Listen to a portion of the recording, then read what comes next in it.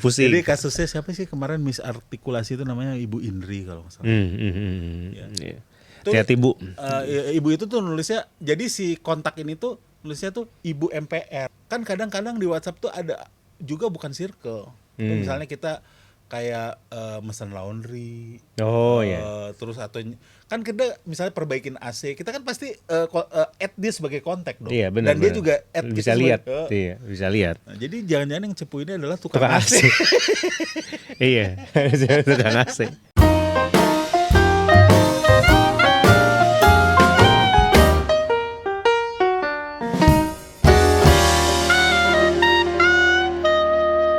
Oke, ketemu lagi di Talk of Life bareng gua Seminot Slimboy dan rekan gua Rindra.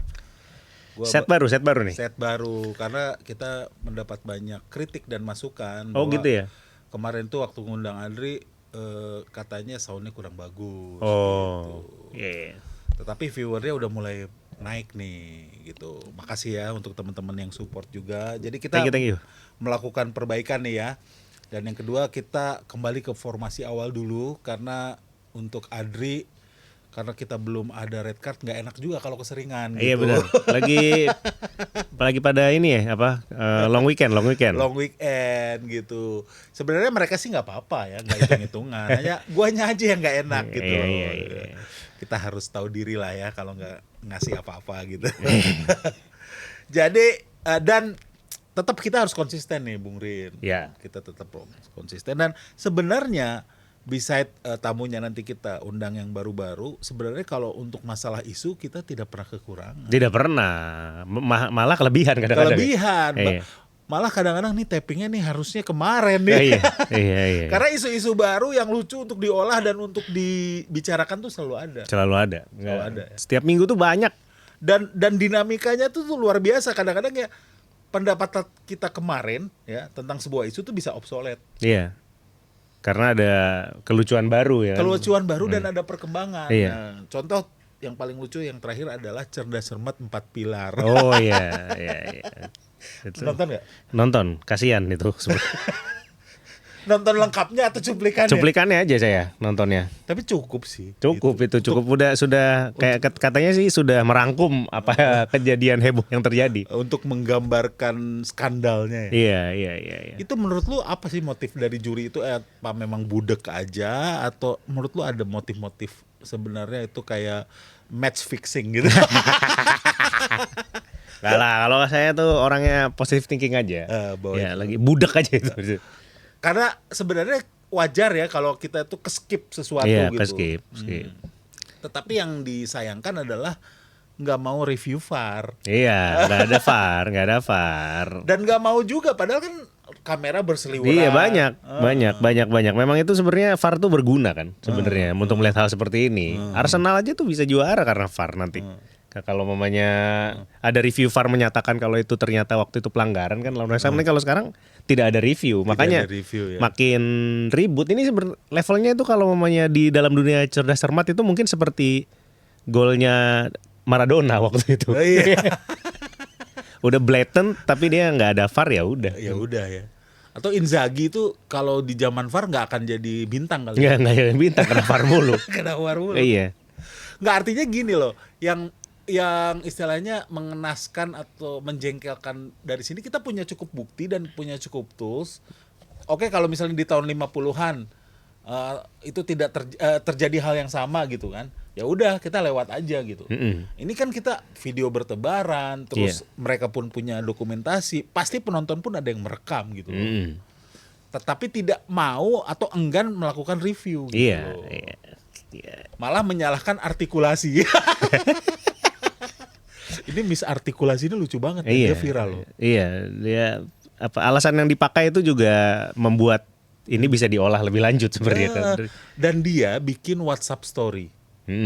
Bahwa gini kan ini gilanya netizen Indonesia, LHKPN-nya langsung di karena memang LHKPN kan adalah report yang terbuka juga ya. Semua pejabat itu harus ada LHKPN-nya. Tapi kepikiran aja tuh netizen punya energi untuk cari LHKPN si misartikulasi ini dan punya sekian belas M kalau nggak salah. Lalu dia bilang apa dia bikin WhatsApp story yang nyinyir gitu, nyinyir ke netizen. Apa gua terima endorse aja ya biar gua makin kaya sehingga orang-orang pada makin panas gitu storynya. Iya, iya. Terus at the end yang penting kata suami saya, you have me gitu. Jadi mau istilahnya mau mengalihkan isu bahwa lu mau sejahat apapun pada gua punya keluarga yang bahagia, gua cukup kaya dan sebagainya. Iya, iya. Dan yang anehnya itu adalah WhatsApp story. Iya. WhatsApp story itu hanya bisa dilihat oleh circle kan? WhatsApp story ya? Iya. Berarti ya Anda orang-orang di dekat Anda itu ada yang cepu. Jangan percaya WhatsApp story. WhatsApp story. Ya kalau dia bikin di IG story atau di mana bisa lah dilihat publik. Saya seumur-umur nggak pernah bikin WhatsApp story, nggak pernah ya? Nggak pernah. Tapi Tapi pernah nggak? Pernah nggak sengaja gue tuh mau upload ke my wife karena gue ada bukti transfer lah. Gue baru transfer ke istri gue tuh kan gue simpen sebagai my wife. Iya. Terus gue uploadnya ke my story. Oh, iya. My story atau my status. Lalu ada yang bilang, ngapain tuh bikin story bukti transfer? Aduh. Salah. Ada yang masa, kenapa bang itu bikin story? Tapi istilahnya memang kalau secara sadar bikin tuh nggak pernah. Iya, nggak pernah. Karena sebenarnya itu selain cepu, ada yang lucu adalah analisis saya, bahwa analisis gua adalah kan kadang-kadang di WhatsApp tuh ada juga bukan circle. Misalnya kita kayak mesen laundry. Oh iya. Terus atau kan kita misalnya perbaikin AC, kita kan pasti add dia sebagai kontak dong. Iya, benar. Dan dia juga add bisa kita lihat. sebagai, Iya, bisa lihat. Nah, jadi jangan-jangan yang cepu ini adalah tukang Tukang AC. AC. Iya, tukang AC. Kalau saya tuh menggunakan WhatsApp story tuh kalau ngelihat yang banyak, kalau di kontak saya tuh yang paling banyak pakai WhatsApp story tuh ini dulu pegawai dulu di restoran itu sama ART. Jadi pengen lihat nih ada keluhan nggak dia di sehari-harinya gitu. Oh kalau lihat nggak ada keluhan, ya udah nggak apa-apa. Karena WhatsApp itu sebenarnya bukan sosial media ya. Bukan, tapi nggak sedikit yang menggunakannya seperti sosial media. Iya. Dia messenger platform sebenarnya. Iya. Tujuannya bukan untuk membentuk opini ya sebenarnya. Iya, bukan di situ tempatnya kawan. Untuk berkomunikasi. Iya. Jadi si orang ini bikin WhatsApp story, nah ada cepunya ini. Iya, itu mungkin Agus AC gitu. Itu juga yang ada dari WhatsApp story tuh gue kadang-kadang ada orang tukang AC lah, tukang laundry dan sebagainya yang aktif bikin story di WhatsApp. Iya. Gue jadi tahu permasalahan hidup mereka gitu. Iya. Waktu itu pernah ada ini kontak kurban waktu itu. Jadi dia lihat lagi, kirain kan sekarang udah mau mendekati Idul Adha. Ya. Di siapa tahu ada kayak promo-promo di WhatsApp gitu kan, promo kurban. Terus habis itu pas dicek ternyata ini dia anaknya lagi sakit. Oh, jadi kita tahu. Jadi tahu. Iya. Padahal waktu itu sebenarnya urusannya kita cuma beli kurban sama beliau. Iya, pengen ini kan si kontak kurban ini kan. Ternyata anaknya lagi sakit gigi katanya. Dia lagi pusing. Jadi kasusnya siapa sih kemarin misartikulasi itu namanya Ibu Indri kalau nggak salah. Iya. Hati-hati Bu. Ibu itu tuh nulisnya, jadi si kontak ini tuh nulisnya tuh Ibu MPR. Oh. Jadi orang ini tuh Iya. yang di capture itu story-nya atas nama Ibu MPR. Jadi ini adalah satu orang yang menyimpan si ibu artikulasi ini sebagai Ibu MPR. Oh iya. Hati-hati Bu kalau udah kayak gitu Bu. Hati. Nggak usah lah kalau itu. Nah, aftermath-nya juga begitu liar gitu loh. Iya benar. Sampai bukan katanya ya, akhirnya diputuskan. Jadi ini kasus naik. Ya. Ini hebat atau tidak hebatnya ya. Tim Gibran itu ketemu loh sama salah satu orang dari SMA 1. Kan jadi itu SMA 1 Pontianak lawan beberapa SMA. Iya. Yang diuntungkan tuh SMA Sambas. Oh iya. Jadi ada yang berpendapat bahwa ini katanya match fixing. Karena Sambas itu kan daerah kabupaten ya kalau nggak salah. Terus Pontianak tuh kota. Iya. Jadi supaya ada Cinderella story-nya. Yang menang itu dari kota yang lebih kecil. Iya. Ini yang bilang itu pas yang bilang saya juga terinspirasi dari Mas Gibran itu si anak kecil itu yang dari SMA 1 Pontianak yang yang dia sebenarnya korban gitu loh. Dia dipanggil, lalu Gibran memberikan tips-tips untuk public speaking dan debat katanya. Gini, nyari jawaban Pak Mahfud. Itu Gibran. Bayangkan nanti anak-anak SMA 1 kalau terjadi ini kan ada usulan, bukan usulan lah, putusan Iya. untuk ada tanding ulang. Seru ya kalau kayak gitu sih. Tetapi makanya itu gue bilang bahwa ini tuh segala sesuatu yang bola liar yang kalau kita bahas kemarin itu udah basi. Iya. Dan SMA 1 ini yang menjadi korban SMA 1 Pontianak ini menolak. Ya udah aja gitu ya udah. Ya udah. Jadi netizen banyak yang memberikan usulan juga, harusnya ya udah direvisi saja, juaranya menjadi mereka gitu Iya, loh. iya, Karena iya. setelah dihitung-hitung, netizen tuh ada yang sampai ngitung loh. Nilai akhir segini, kalau ini tadi nggak dikurangi 5, 10-nya ditambahin ke sana, akhirnya mereka yang juara. Udah ditetapkan aja jadi juaranya si ini. Iya. Ya. Ini ya apa namanya? Tapi kita lihat nih timnya Mas Gibran tuh sebenarnya semakin kesini ya. Kalau menurut saya pribadi tuh, Menurut keyakinan Anda. menurut keyakinan saya ya. Dan saya rasa publik juga bisa ngelihat kalau mamanya dia tuh sebenarnya pendekatan hal-hal seperti itu sigap sebenarnya. Sigap ya. Dan maksudnya sekarang juga memutuskan kan kelihatan beberapa kali terlihat bareng Pak Pramono Anung gitu loh. Mungkin karena kantornya deketan ya. Kalau Deketannya mamanya di- Wapres sama Gubernur Gubernur DKI tuh itu deket banget. Sama-sama di Medan Merdeka Selatan. Iya. Kayaknya cuman kayak jalan kaki aja bisa itu Iya, kan. iya. Ini mungkin dia sering makan siang bareng, terus sering ngobrol. Jadi kemarin dia ngasih apresiasi juga kan di publik terhadap kinerjanya Pak Pramono Anung. Iya, gitu. iya. Jadi kelihatannya memang ini untuk dari segi politik ini beliau nggak bisa dipungkiri semakin matang sebenarnya. Semakin matang Iya. ya. Karena itu bisa menunjukkan bahwa beliau makin matang, atau sebenarnya politik ini adalah sesuatu yang mudah dipelajari. Bener, bahwa dia aja bisa gitu. Ya, dia aja bisa gitu Iya. kan. Ya artinya gini loh, kayak tiap hari bergaul dengan politisi, tiap hari bergaul dengan kebijakan publik, terus ada timnya juga, dan selama ada duit juga gitu.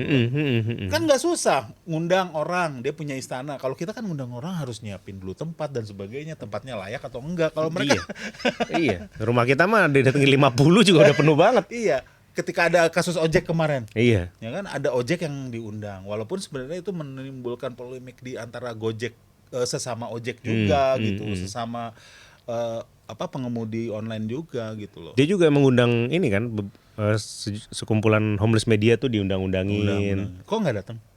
Kan ke saya udah bagian dari pemerintah. Oh gitu. Udah di dalam.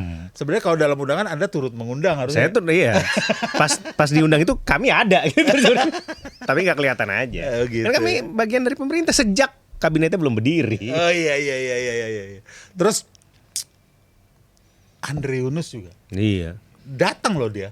Iya. Datang ke lokasi, gue ketemu langsung dengan orang kontrasnya, dia bilang memang datang. Tetapi memang ditolak Iya. gitu. Jadi cuman sampai lobi, terus dia katanya hapus-hapusin semua dokumentasinya. Iya. Jadi dia bilang langsung ke ajudannya, nih saya hapus langsung ya. Saya datang ke sini atas nama memang kemanusiaan dan sebagainya gitu. Iya.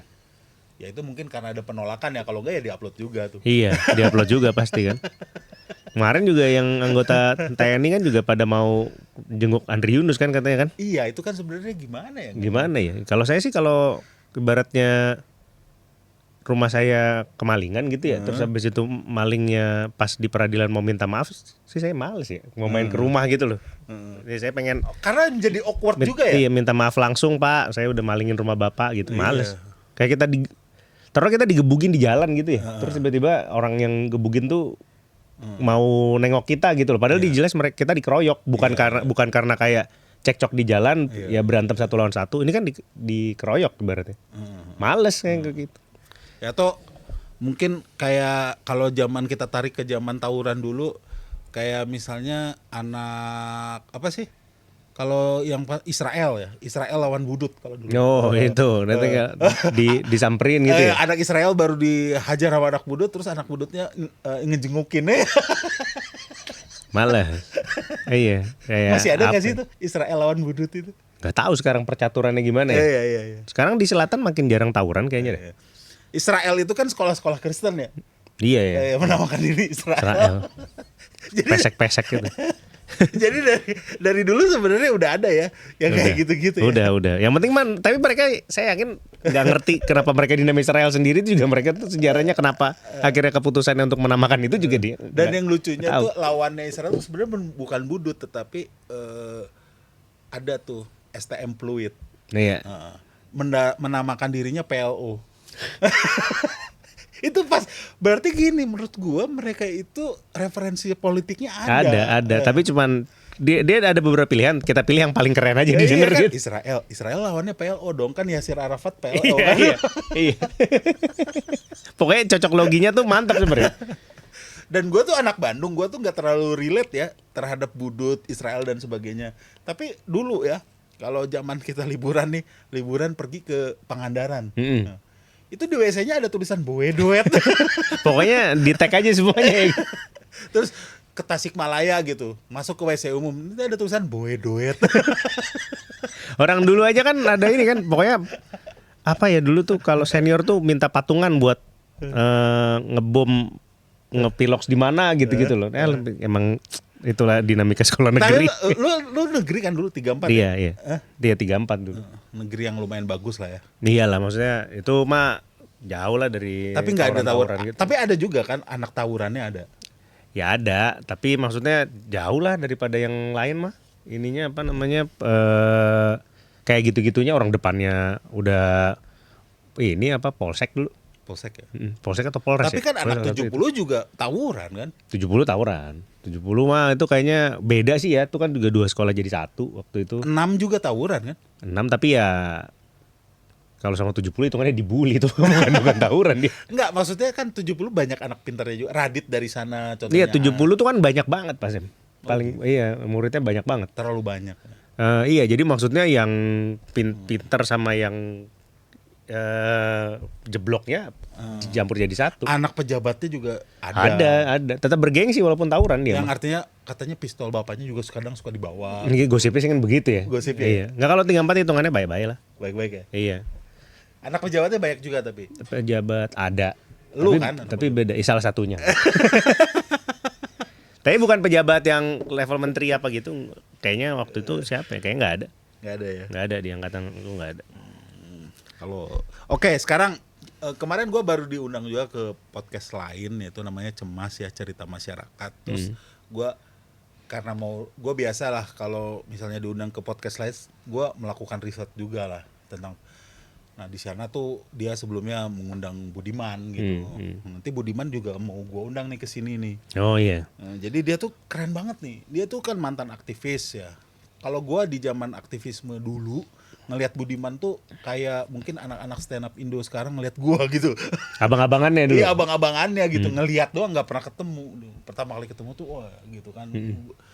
Bergetar lah. Mungkin kalau udah zaman sosial media sekarang pasti gua posting tuh kan. Mungkin kayak orang sekarang ketemu Ferry Irwandi gitu kali ya? Iya, kayak gitu. Jadi Iya. atau ya misalnya anak stand up yang baru belajar misalnya di daerah bukan Malang mungkin Kediri. Iya. Ketemu Ajis 2000 gitu. Oh iya benar sih. My presiden gitu. Iya. Presidenku. Tuh udah levelnya udah bukan kalau kayaknya tuh memang apa ya? Itu nggak bisa dihilangkan di semua Di semua ini. Maksudnya di semua lini kehidupan tuh pasti ada begitunya. Jadi gitu. ya gue teringat juga dengan karena lu tadi sebutkan Hangelkir juga. Lokasi open mic kita dulu di Coffee Toffee Hangelkir. Itu kan yang di situ open mic tuh kita, ya Adri, Aco, Awe, Ajis, Panji tuh open mic-nya di situ dulu. Iya. Iya kan? Iya. Adalah waktu itu anak Pontianak atau anak apa lagi main ke sini. Dia sebenarnya seorang komika juga. Lagi tugas di sini, tugas kerjaannya. Nah, tugas kerjaannya dia open mic lah di Hangelkir. Iya. Gitu. Terus ngomong ke Awe gitu, ngeri banget ya di sini open mic. Open mic ada Panjinya katanya. Iya itu yang kita kadang nggak sadar malah kan. Iya kita nggak Kita sadar. kayak ini kan hari-hari biasa aja. Hari-hari seminggu biasa. sekali. Dulu kan gitu. hampir tiap minggu kita ketemu Panji ya ketemu ya karena sekarang udah punya kesibukan masing-masing aja. Iya. Nah anak yang datang dari luar kota ini gitu kan, lagi tugas kantornya tapi dia di sana aktif di komunitas dia mau open mic lah di sini lah. Kayak kita lah pergi ke Jogja urusan kerja. Iya. Kita open mic juga di sana gitu. Iya. Ngeri banget Bang ya di sini ya. Open mic yang datang Panji, Ernest, lu kan ya. Iya, iya. Masa-masa itu gila tuh berapa tahun yang lalu tuh berarti? 10 lebih. Yes, 12 tahun lalu lah, 13 Iya, tahun iya, lalu iya, gitu. iya. Nah, terus ya itu lah gue ngeliat Budiman seperti itu, tapi ya ada kekecewaan gue sebagai orang yang aktif, bukan aktivis ya, orang yang aktif di tahun 98 ya. Kekecewaan ada lah. Jadi ya ketika dia bergabung dengan Prabowo, jadi itu gue punya bahkan olahan materi yang back to the future gitu.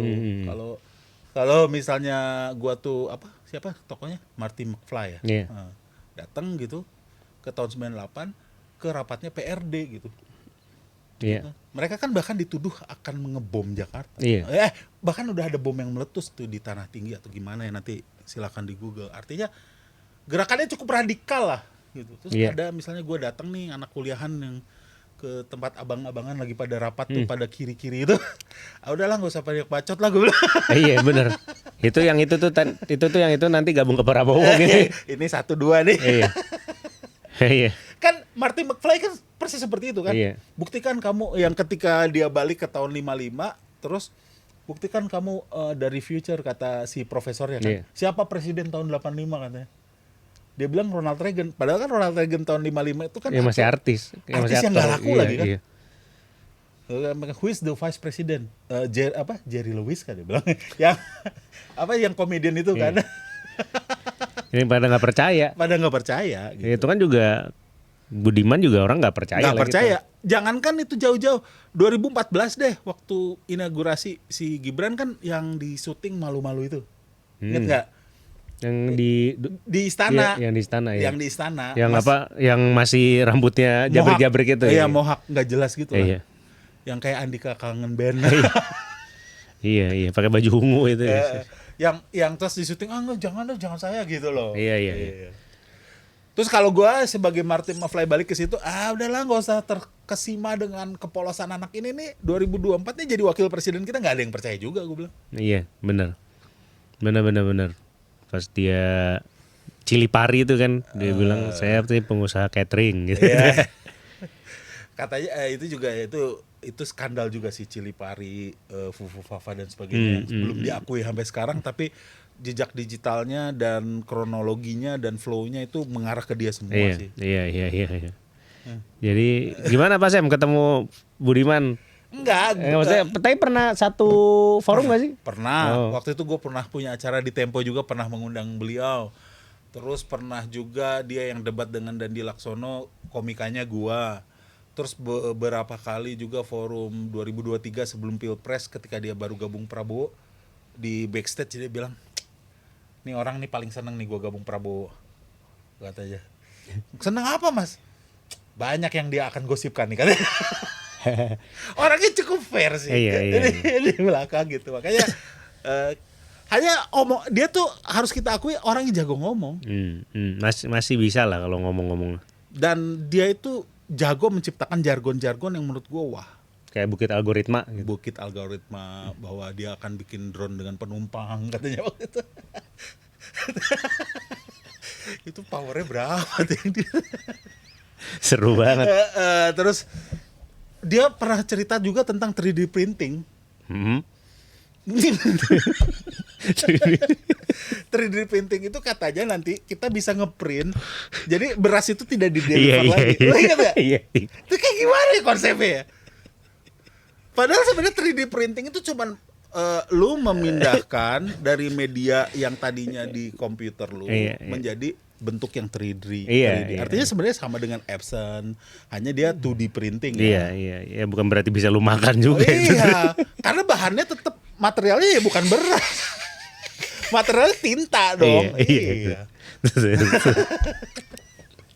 Enggak, tapi menurut gua omongan dia tuh kemakan di kalangan tertentu gitu. Iya. Itu yang bahaya. Kan bukan kita yang harus dia yakinkan kan waktu itu. Iya. Nah yang terakhir tuh gue terkesima juga. Kenapa dia istilahnya bagi dia Jokowi itu adalah orang yang tadi gue catat tuh. Jokowi adalah orang yang mendobrak elit politik. Hmm.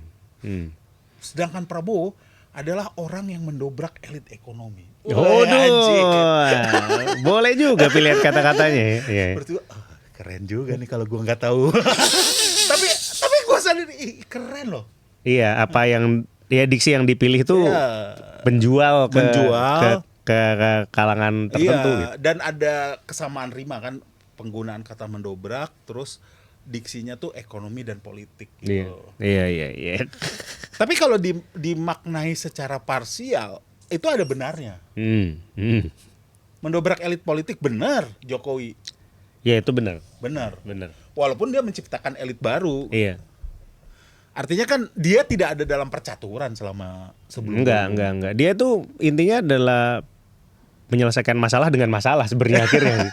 Kan dia itu kan dia ya benar mendobrak. Iya, mengkhianati lah tepatnya lah. Iya, kalau bisa dibilang seperti itulah. Dia kendaraannya dia buang, dia bikin kendaraan baru gitu. Tapi ya kalau mamanya dari saya tuh yang ada begitunya tuh ada Armando sebenarnya. Dulu itu kan salah satu pengajar di FISIP dia kan. Iya. Yang kata Patra juga. Patra kan lulusan FISIP ya. FISIP ya. Kan beberapa kali dia lu FISIP juga kan? FISIP. Dia tuh apa ya waktu dulu dosen Ilkom kalau nggak salah ya. Tapi beda jurusan ya. Beda. Tapi kan dia ada kuliah umum kan. Ada kuliah umum. Itu beberapa kali datang, bagus ngajarnya, dan kayaknya yang diajar sama dia tuh kaget pasti di masa itu. Patra pun kan juga dulu nggak kayak begini nih orang gitu kan. Nah itu ya cara ngajarnya bagus, terus menarik, interaktif. Sekarang digebukin loh, mau ditelanjangin. Itu kayak, aduh ini kenapa sih ini orang? Yang Patra bilang bahwa dia adalah satu-satunya dosen yang gue pernah lihat kencutnya. Iya bener. Ya sebenarnya ya itu yang dia dilakukan salah. Ya, terhadap Andre Yunus juga salah. Ya, tapi ya alasannya lain lah. Iya. Tetapi ya itu gue juga pernah tuh undang Andre Armando di podcast gue sebelumnya tuh di tempat lain ya. Dia bilang bahwa kenapa lu dukung Prabowo gitu. Karena Prabowo melakukan perubahan dia. Karena dia kan akhirnya merapat ke Prabowo, ya kan. Bagi lu dia tetap punya kasus HAM enggak? Tetap kata dia. Tapi kenapa lu merapat ke Prabowo? Bilang. Karena menurut gua Prabowo yang lain, ya Prabowo yang sekarang tuh udah lain. Prabowo yang sekarang itu adalah hasil daripada didikan Jokowi. Wes.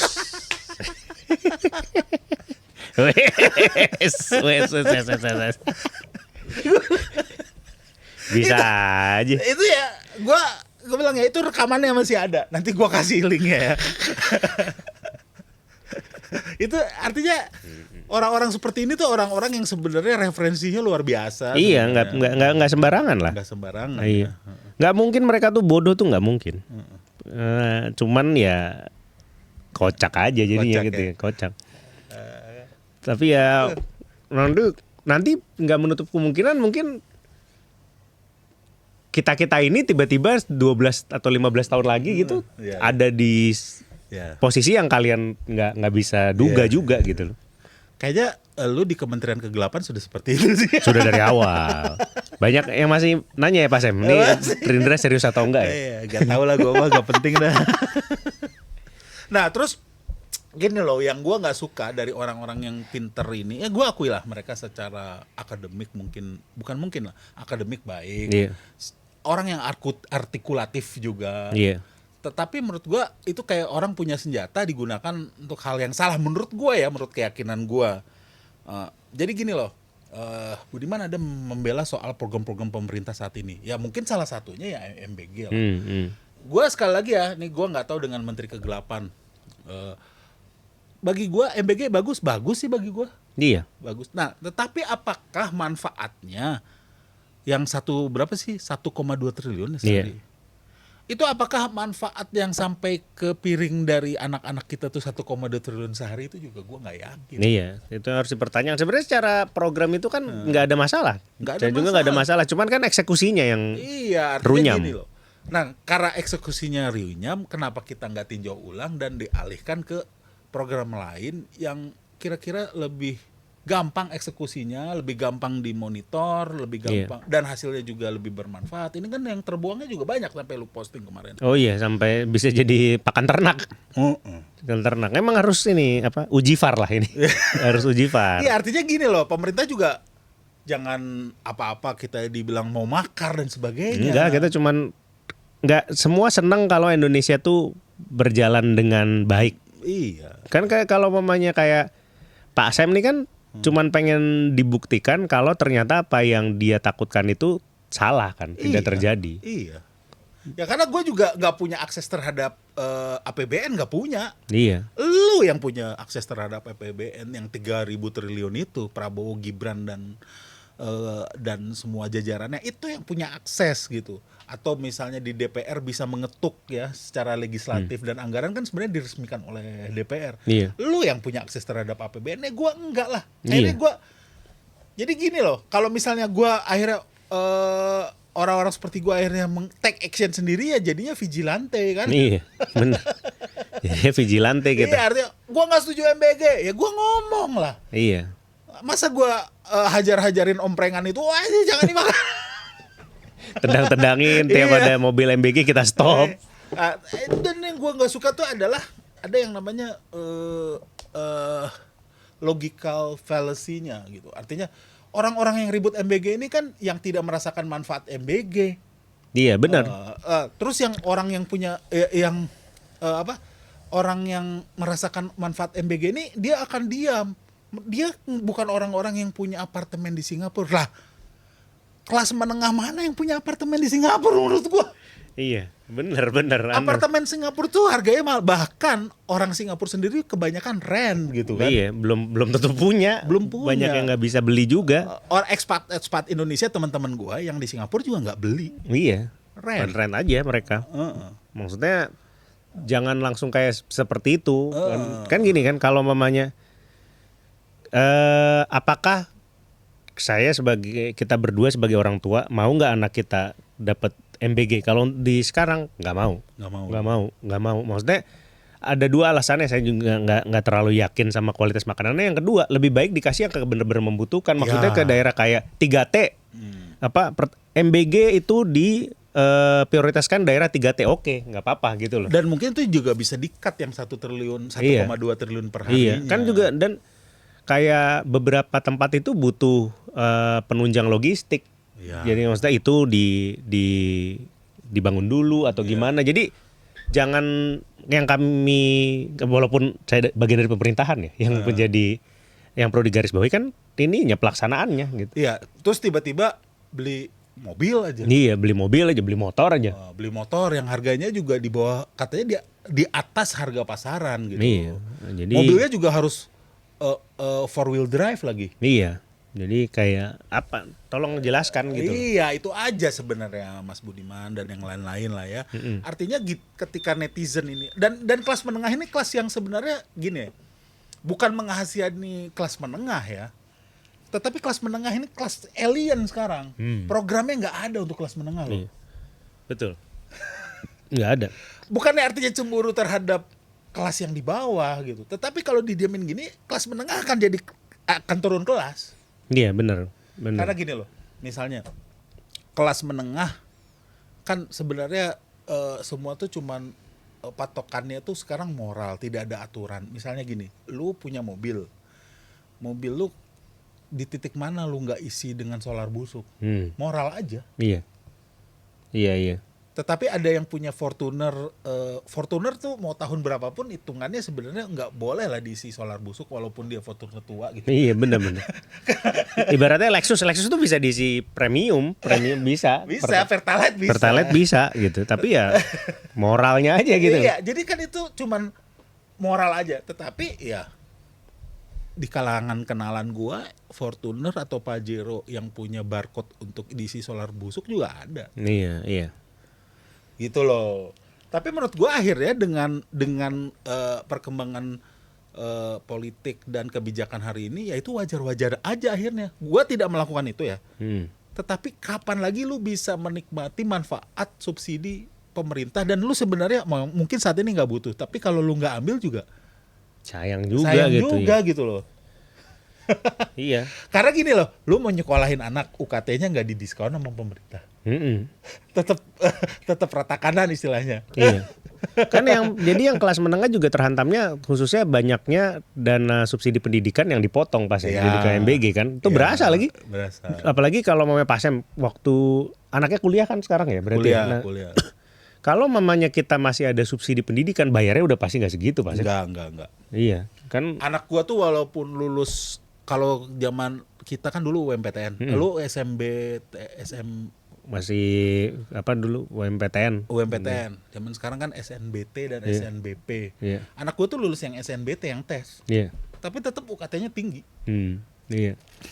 Sementara kan harus disepakati cara yang sampai sekarang yang paling terbaik untuk ibaratnya meningkatkan taraf hidup itu adalah melalui pendidikan. Iya, betul. Jadi maksudnya itu, jadi kelas menengah itu turunnya justru dari hal-hal seperti ini, Iya, Mas. iya. Terus yang kedua juga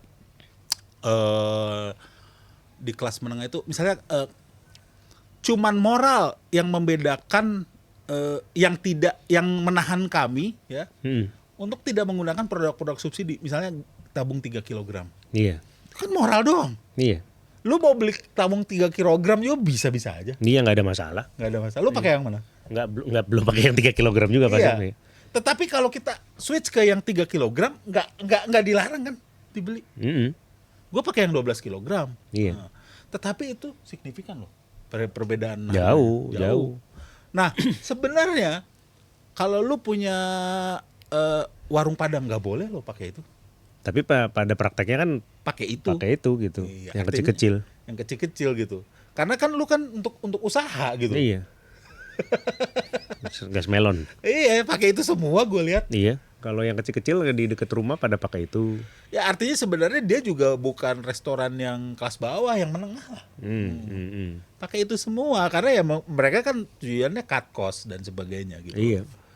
Jadi istilahnya udah nggak mampu. Sebenarnya gini, kelas menengah ini beberapa juga udah nggak, bisnis menengah ini udah nggak mampu. Iya. Gitu loh. Ya cut cost-nya begitu. Cut cost-nya seperti itu. Nah, satu lagi nih. Ini udah disahkan lah ya. Atau udah mau disahkan tapi kita bisa ini. Itu soal undang-undang PRT, undang-undang ART. Iya. Ya kan? Ini kalau dijadiin nih nggak mampu ini orang pakai ART ini. Iya, benar. Ini mau diserap semua emang sama MBG kan nggak juga. Ya itu loh. Jadi artinya gini, ini kan sebenarnya yang menggunakan ART ini sebagian besar juga kelas menengah. Gitu. Iya, benar. Ya ini tuh undang-undang yang bagus. Gue sih saat ini tidak pakai ART. Gua karena memang udah tinggal berdua juga. Iya. Jadi semua juga pakai ke laundry dan sebagainya. Iya. Ya, laundry juga itu kalau di undang-undang limbahnya itu juga nggak mampu juga deh itu. Nggak bisa, pengolahan limbah kan nggak bisa. Itu limbah laundry itu. Iya. Gua lihat main buang aja tuh ke solokan tuh. Iya. Sabun-sabunnya. Buang aja udah gitu. Coba kalau dia harus ngolah limbah dulu, dia harus beli alat sehingga yang dibuang tuh limbahnya sudah nggak bisa juga dia tuh jual laundry 6.000 gitu sekarang udah pada naik. Nggak, artinya sebenarnya ini tuh ekonomi kita tuh ditopang dengan segala permisifnya gitu loh. Iya. Kalau semua diatur dengan itu semua kosnya lebih naik lagi. Lebih naik di mana ya kita penghasilannya belum bisa nutup untuk Belum itu. bisa nutup. Misalnya nih warteg kalau dia pakai pegawai harus pakai UMR. Iya. Mana bisa? Makan warteg sekali makan 50.000 kalau kayak gitu. Iya kan? Iya. Gue yakin lah ya maaf ya sebut merek nih. Gue yakin nih juga Solaria tuh yang pakai UMR mungkin kasirnya doang. Mungkin bahkan itunya doang manajernya kali. Manajer ya? Iya. Kalau mamanya server gitu rata-rata nggak segitu. Makanya dia akalin pakai yang magang kan, yang bajunya masih putih hitam kan? Iya, ada yang kayak gitu ya. ya. Itu cara ngakalinnya. Coba semua UMR. Iya, kadang-kadang UMR Jakarta 5 juta nih. Iya. Ya, dia punya server 10 aja. Iya. Udah 50 juta. Iya, bener. Belum ngapa-ngapain itu. Belum ngapa-ngapain. Gimana mau sementara kan ya orang sensitif sama harga. Iya. Jadi artinya gini, peraturan itu bagus. Tetapi kalau memang ini nih kelas menengah ini Pak Prabowo dan Mas Gibran nih, ini harus diperhatikan nih. Kalau turun kelas nih, lu juga yang repot nih. Karena ini marah beneran. Yang maksudnya penggerak-penggerak tuh nanti datangnya dari kelas menengah yang turun malah justru kan biasanya. Itu ya maksudnya tolong lebih diperhatikan lah. Walaupun sebenarnya ada juga yang ngehe tetap main padel gitu. Ada. Maksudnya yang main padel tuh bukan kelas atas, lu kasih tahu lah ya. Lu tuh kelas menengah ya. Mana sekarang lapangan padel makin murah kan. Sekarang berapa tuh Pak? Yang udah di atas 400 udah makin dikit. Iya dulu kan mahal-mahal banget kan. Kayaknya gitu, maksudnya harus lihat realita lapangan juga kan. Orang gini, bukan ini kan akan terdengar eksploitatif. Tapi nggak sedikit orang yang ya dibanding gue penghasilan 0, lebih baik gue penghasilan 3 juta jadi server gitu. Betul. Ya kelas-kelas security juga, kalau security komplek ya di bawah UMR itu rata-rata. Di bawah UMR. Iya, cuman tapi karena nggak ada kerjaannya. Ya daripada kan nggak ada kerjaan yang penting halal. Itu kesana kayak ya kenapa akhirnya kayak Gojek tuh thriving, maksudnya terlepas dari segala permasalahannya. Orang tetap mau pakai dan jadi mitra Gojek dan Grab apa segala macam itu kan karena itu pas dibanding 0 yang penting gue jalan deh gitu, yang penting gue nggak lapar kan gitu Mas. Iya ya sebenarnya miris sih, miris. Nah sedangkan program-program untuk kelas menengah itu kan kalau yang Gojek dan sebagainya itu kelas bawah lah ya. Kan ya mungkin anak-anaknya dapat MBG, nanti kalau BLT juga masih dapat gitu kan. Nah kalau yang kelas menengah ini nggak ada gitu, nggak ada programnya. Tapi pajaknya juga kemarin ada Cortex lah yang mengerikan itu.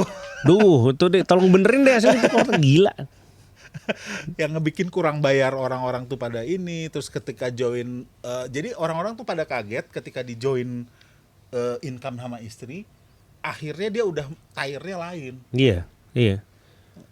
Di tire-nya lain sehingga kurang bayar gitu loh. Makanya kan harusnya kan ada itu kan kayak TK1 kan itu kan udah K1 yang kawin anak 1 kan.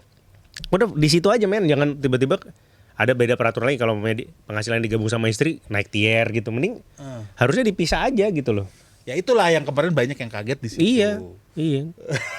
Nggak jelas lu. Nggak, artinya gini loh, kelas menengah ini terhimpit loh. Iya, apa kan dan instrumen pajaknya makin banyak. Itu kayak pajak natura sekarang kan yang kalau mamanya di kantor itu kita menerima reimburse dari asuransi. Kena pajak. Ya kena pajak. Iya. Lah kan asuransinya karena kesehatan, masalah kesehatan itu udah asuransi swasta. Nggak jelas. Kayak instrumen pajaknya itu makin banyak kan, ada kayak baru tahun 2026 atau 2025 ya. Jadi ada ini Pak Sam sekarang ada semacam tunjangan jabatan, apa namanya ya? Kalau nggak salah tuh, jadi dia bisa mengurangi itu nggak dipajakin tuh, tapi maksimal tuh cuma 500.000. Jadi maksudnya sebenarnya nggak signifikan amat. Itu juga per bulan per tahun tuh. per bulan 500. Jadi 6 juta dapat tambahan 6 juta yang nggak dipajakin. Tapi 6 juta tuh bisa buat apakah itu bisa ibaratnya dalam tanda kutip menggairahkan ekonomi kembali? Kayak enggak, jauh banget. Jadi sebenarnya ini menyalahi aturan ekonomi makro ya. Jadi sebenarnya untuk menggenjot ekonomi kan sebenarnya taksnya nggak perlu, jangan terlalu restrict gitu. Jangan terlalu strict terhadap taks gitu, karena bahkan di negara-negara tertentu misalnya kayak apa dulu Panama apa kan sengaja terima duit aja yang penting ya gitu loh, karena dengan adanya ini kan bergairah juga pasti bisnisnya ya. Nah ini sekarang kan orang jadi takut-takut kan. Iya, soal bilang kan tenang ini Pak, apa namanya, pertumbuhan ekonomi kita tuh tetap baik 5, berapa persen kan 6 ya 5,6. Tapi kan yang hitung dia sendiri. Iya, orang yang paling banyak belanja sekarang negara juga. Jadi maksudnya rakyatnya lagi megap-megap gitu. Iya, lagi megap-megap. Nah itulah, jadi sebenarnya gini, kalau misalnya Prabowo dan Gibran administration ini bisa memperbaiki segalanya, ya gue mah seneng-seneng aja. Gue udah punya wakil nih di Kementerian Kegelapan untuk menyuarakan itu gitu loh. Sekarang tuh dolar ya, per kita tapping hari ini tuh 17.572. Wih, ini dia nih, mantep pas. Itu jam berapa Sam tadi? Barusan baru banget ya, 15.000, oke. 500, sekarang udah turun nih 2 poin. 17.570. Iya. Jadi artinya ya tinggi. Enggak, artinya gini loh. Lu kan waktu itu memprediksi 17.845 di 17 Agustus. Hmm. Ini bisa kejadian lebih cepat. Kayaknya sebulan lebih cepat. Kayak sebulan atau 2 bulan lebih cepat. Ini baru Mei loh. Iya. Emang kayak kelihatannya nih dari pemerintah ini tidak sabar untuk merayakan 17-an. Iya maksudnya. Nah, mungkin nanti kalau pas kalau at this rate sih kayaknya nanti di pas 17 Agustus tuh 19.450. Iya. Nah, emang lu punya dolar? Nggak gitu cara mandangnya, karena gini loh, kayak produksi minyak kita aja sebenarnya defisit kan. Iya. Sebagian harus tutup dengan import. Terus importnya itu ya pakai dolar juga gitu loh. Iya, gitu. salah satu makanan kita paling banyak dimakan tempe itu kan kedelainya import gitu. Import gitu. Terus yang berikutnya adalah patokan APBN kita tuh dolarnya juga nggak setinggi ini. Iya. Silahkanlah di lu ChatGPT atau googling. Jadi untuk menghitung APBN itu kan ada asumsi terhadap USD, terhadap harga minyak itu udah meleset semua itu. Iya. Ditambah lagi gimana coba? Selain defisit, daripada sudah defisit, nah udah defisit lagi gara-gara kursnya. Iya. Nih IMF udah gini-gini nih. Tinggal nunggu aja nih kan. Itu jadi sebenarnya, dan kita harus tetap bayar bunganya. Iya benar. Ya memang kan emang ini pelemahan secara global ya, bukan rupiah aja yang melemah tuh benar. Dan tapi apesnya kita adalah 5 teratas yang pelemahannya tuh kita di 5 teratas. Dan terhadap kurs yang lain juga kita melemah. Melemah. Waduh, karena sekarang kayak kemarin kan kalau kayak berobat ke Singapura atau ke Penang gitu berasa pasti naik sekitar 30%, 30% mah ada. Nih gue nih mau ke China nih install Alipay itu, beli yuan di situ juga udah kerasa gitu, cuman 1.000 yuan aja 2,5 juta gitu. Iya. Itu paling nanti jadinya cuman untuk oleh-oleh beli gantungan kunci doang. Mau beli apa lagi gitu? Iya. Itu doang, sama makan di sana paling. Iya kan orang bilang itu kan, oh ini berarti ini saatnya kita ada yang bilang siapa lupa ya, saatnya kita ekspor. Kalau mamanya mau wisata itu di dalam negeri aja lah, pesawatnya mahal banget. Iya, ya. domestik tuh mahal. Domestik banget. mahal. Jadi semua ini udah terhimpit kok. Udah terhimpit. Jadi ya istilahnya gini loh. Ini kalau dibiarkan terus, ya yang rugi ya kita ya, yang jelas. Dan pemerintahan juga pasti goyah nih. Pasti goyah. Karena 98 itu mulai terpicu karena kelas menengahnya udah keusik gitu. Iya.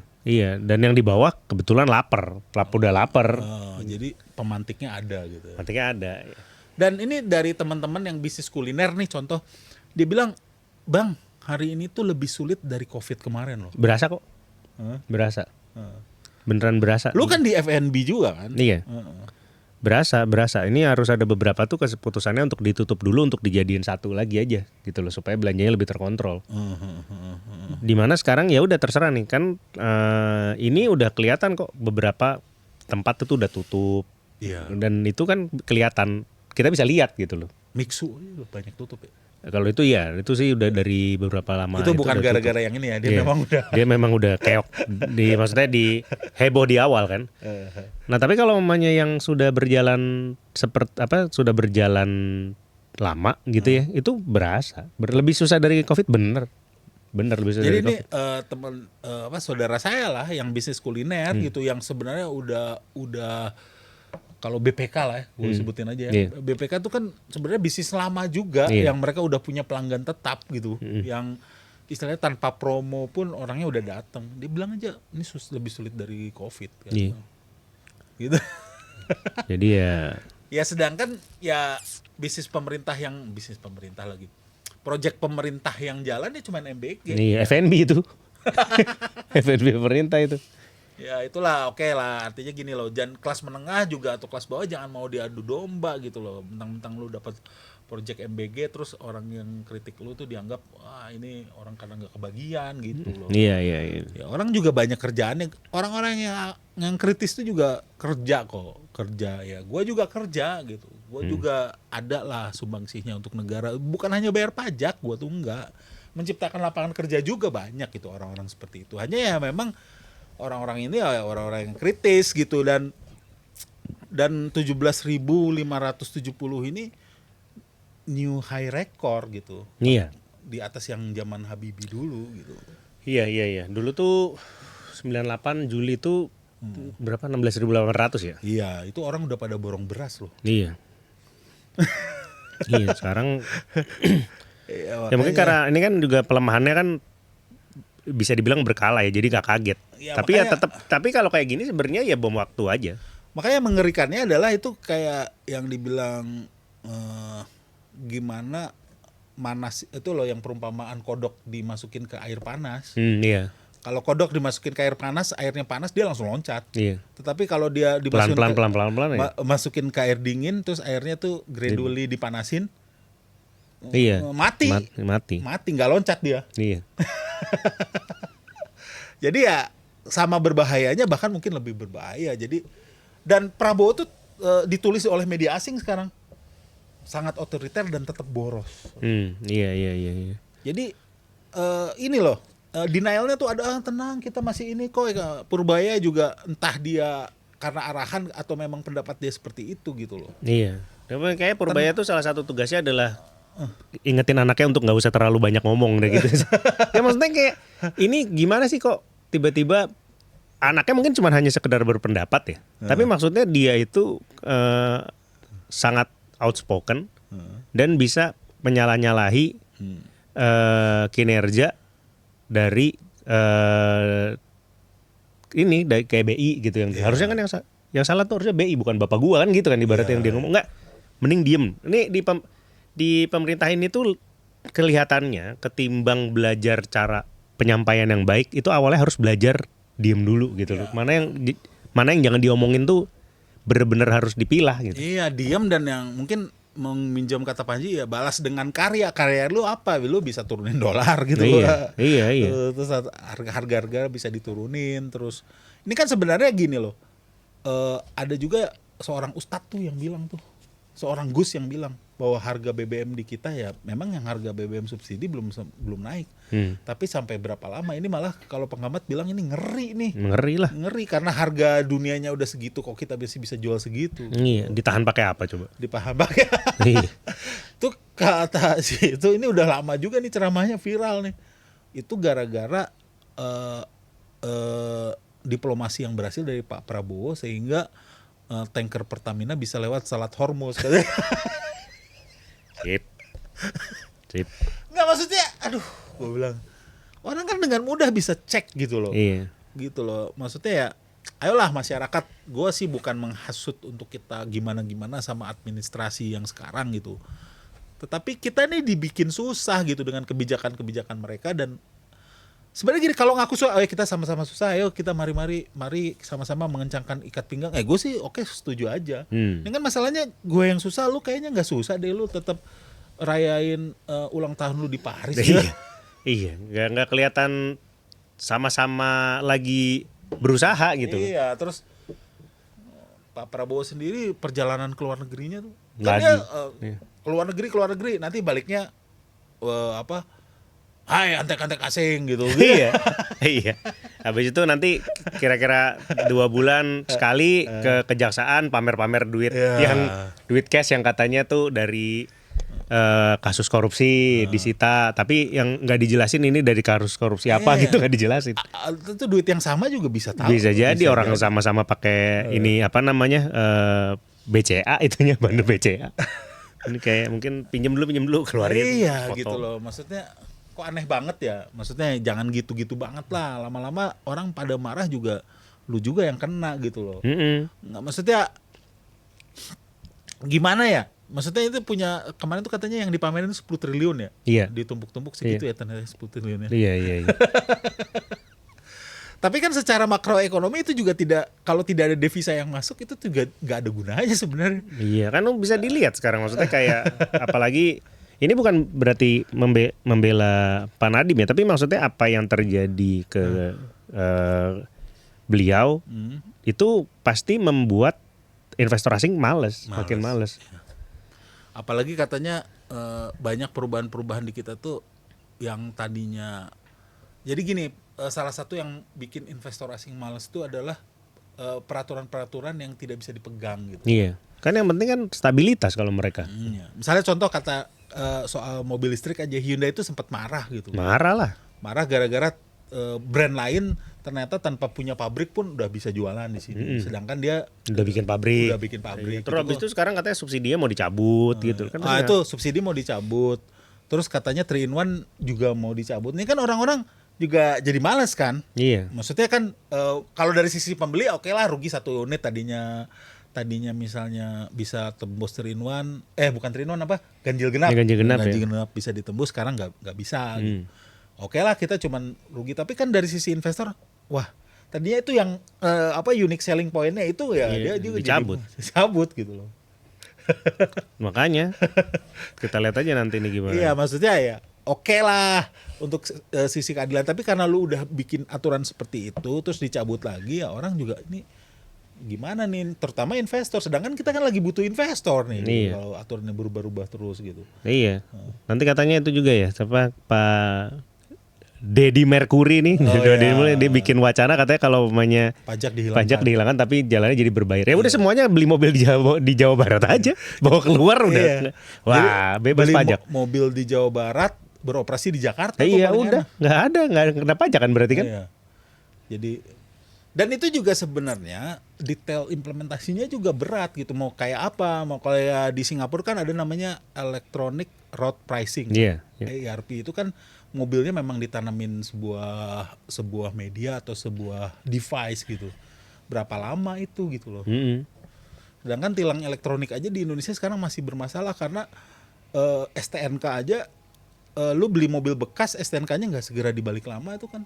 Iya, bisa kena yang lama, apalagi tadinya ada PT bangkrut, kita ambil nih mobilnya nih masih atas nama PT itu, ya tuh kenanya ke siapa kan nggak jelas juga. Iya.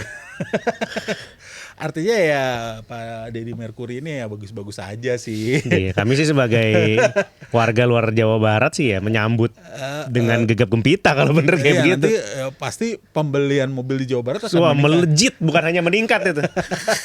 Hati-hati kehabisan stok itu. Iya. Akhirnya dealer-dealer pada gue mendingan bikin dealer di Bekasi daripada di Jakarta. Iya, bener. Waduh, langsung aku ke Bekasi langsung. Wah, Bekasi langsung pada ini. Jadi ya sebenarnya gini, kembali ke yang Talk of Life sebelumnya tuh, Rindra pernah bilang bahwa segala ketawa-ketawa ini adalah bukan ketawa merayakan tapi ketawa miris gitu ketika kita membahas sesuatu itu. Jadi dolar 17.845 itu gua tidak mengamini, walaupun diamini oleh Rindra, tapi nanti dia mungkin ketawa, itu ketawa miris karena sebenarnya yang menanggung kesulitannya kita bersama ya. Oke, terima kasih udah nonton Talk of Life. Semoga kami konsisten. Dadah.